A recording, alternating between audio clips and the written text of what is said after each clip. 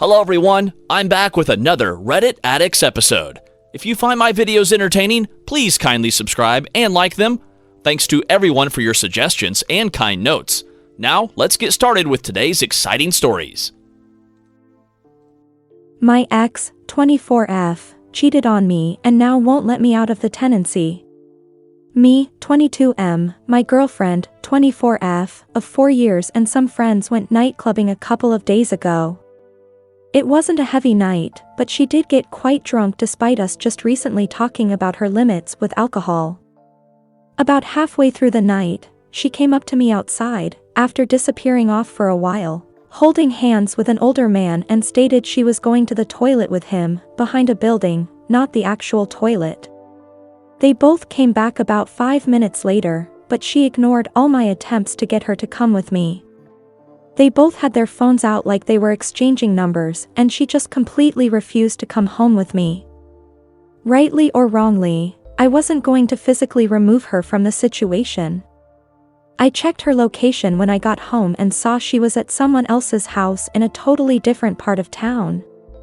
I found out the following day that it was the same guy's house, but she said she left immediately and that nothing happened between them. She profusely apologized at first and was crying on the phone to me about the fact that she can't lose me, but we met for coffee the next day and she said that I should have forced her to come with me, and that I'm to blame for compromising our relationship by letting it happen.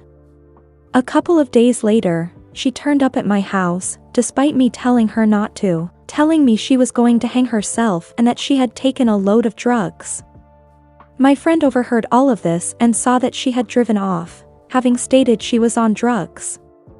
A wild goose chase ensued with us trying to get her to stop. Thankfully she did and we took her home. I felt as if that episode completely took away from the hurt and pain I felt from her going home with that man. I also feel I would have never forgiven myself if I hadn't tried to stop her committing, and I am angry at her for that, rightly or wrongly. She says she didn't mean to drag my friends into the situation, but she genuinely felt suicidal in the moment. I do think she is genuinely remorseful and she has since begun counseling, but ultimately the damage is done.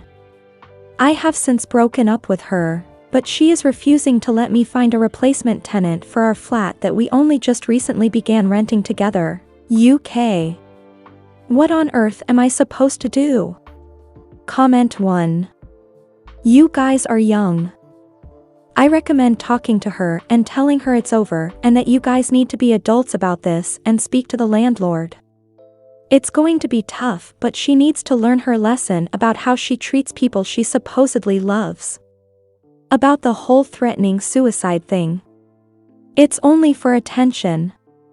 I have known quite a few people that have done it, and it's usually the ones that don't talk about it that do it.